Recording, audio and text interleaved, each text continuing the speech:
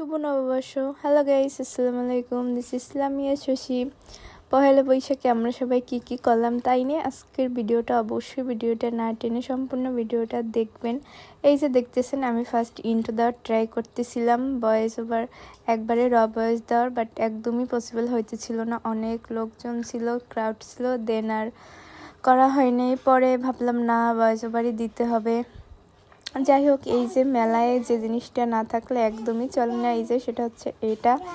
আর আমাদের আমিনের শোনা সে কি করলো, সে ফার্স্টে যাইয়া একটা বেলুন কিনছে, সেটার সাথে সাথে আকাশে উড়ে গেছে। দেন আর একটা তাকে কিনে দেওয়া হয়েছে, সেটাও একেবারে উড়ে আর কি ফাইটে গেছে। আর সে দেবতা হচ্ছে গিয়ে হাঁসের বাচ্চারে সে দেবতা বলে। সে বল আর দেবতা যাই দেখবে না কেন তার লাগবেই। যাই হোক, তার কথা বাদ দিয়ে এই যে দেখুন, এখান থেকে একটা দেবতা সে কিনছে। আর এই যে ছোটোবেলায় এগুলার যে কী শখ ছিল, আর এখন দেখি বাচ্চা কাচ্চারা এইগুলা নিয়ে, মাটির জিনিসপত্র নিয়ে বা খেলনা নিয়ে কোনোই শখ বা এক্সাইটেড কিছুই কাজ করে না, তারা শুধু ফোন নিয়ে থাকে। আর আমাদের ছোটোবেলায় আসলে এটাই অনেক, আমাদের ছোটোবেলাটা মনে হয় বেশি সুন্দর ছিল, মনে হয় না এটাই সুন্দর বেশি ছিল। আর এখনদের বাচ্চাদের ফোন ছাড়া কিছুই না, চলেই না তাদের, এমন একটা অবস্থা। যাই হোক, এই যে মেলায় আমরা সবাই ঘোরাঘুরি করতেছিলাম। আসলে মেলার পরিবেশটা এত বেশি সুন্দর ছিল, আমরা আফসোস করতেছিলাম যে কেন আমরা শাড়ি পরি নাই। শাড়ি পরলে গরমটা একটু কম লাগতো, বাতাস ছিল এত, আবহাওয়াটা অনেক সুন্দর ছিল।